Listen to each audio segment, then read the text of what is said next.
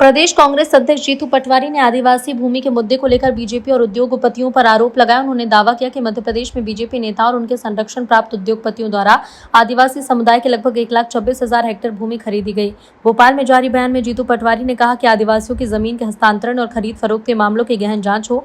उन्होंने आरोप लगाया कि कई मामलों में आदिवासी भूमि के सौदे में अनियमितताओं की आशंका है, जिससे आदिवासी समाज के हित प्रभावित हुए। पटवारी ने कहा कि यदि प्रदेश में कांग्रेस की सरकार बनती है तो ऐसे सभी भूमि सौदों की जांच कराई जाए। उन्होंने कहा कि जांच में जहां भी अवैध तरीके से भूमि हस्तांतरण या नियमों के उल्लंघन के प्रमाण मिलेंगे, दोषियों के खिलाफ कार्रवाई हो। कांग्रेस ने कहा कि आदिवासी समाज के अधिकार और उनकी जमीन की रक्षा पार्टी की प्राथमिकता है। जरूरत पड़ने पर संबंधित भूमि आदिवासियों को वापस दिलाने की प्रक्रिया शुरू होगी। मूल बात फिर से मैं बताना चाहता हूँ आदरणीय राष्ट्रपति जी को मीडिया के माध्यम से कि मध्य प्रदेश ऐसा राज्य है जहां पर 1,53,00,000 आदिवासी परिवार के लोग रहते हैं।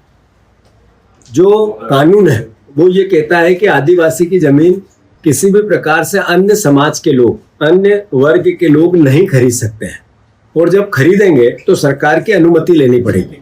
1,26,000 हेक्टेयर जमीन, लगभग 3 लाख एकड़ जमीन पिछले 7-8 साल में बिकी है आदिवासियों की पूरे मध्य प्रदेश में। और ये डेटा है, प्रश्न है, उत्तर है ये विधानसभा का। और खरीदी किसने? तो इसमें बीजेपी के कई विधायकों के नाम आए, बीजेपी के कई मंत्रियों के नाम आए, बीजेपी के कई अन्य नेताओं के नाम आए, उद्योगपतियों के नाम आए। कंपनी के माध्यम से जमीन खरीदी गई, उसमें बीजेपी के लोग डायरेक्टर हैं या किसी न किसी रूप से उस कंपनी से जुड़े हुए हैं। ऐसी लगभग 1,26,000 हेक्टेयर जमीन राष्ट्रपति महोदय इस मध्य प्रदेश में बिकी है, और इसकी अनुमति सरकार ने दी है। आदरणीय शिवराज जी की सरकार ने दी, आदरणीय मोहन यादव जी की सरकार ने दी है, आदरणीय भारतीय जनता पार्टी की सरकार ने दी है।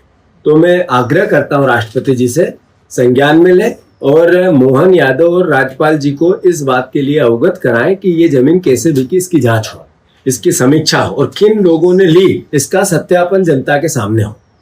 कांग्रेस पार्टी ने इसमें निर्णय लिया है कि जब हमारी सरकार 2028 में बनेगी, हम पूरे जमीन आदिवासियों की जो बिकी है उसकी समीक्षा करेंगे, और जिनने भी इस क्राइम में सहयोग किया है उनको सजा देंगे, और वापस वो जमीन उन लोगों से छीनेंगे जिन लोगों ने अवैध तरीके से ये जमीन खरीद आदिवासियों से छीनी है, और फिर उन आदिवासी भाइयों को वापस लौटाएंगे। स्पष्ट रूप से मैं इस बात का फिर से एक प्रतिबद्धता कांग्रेस पार्टी की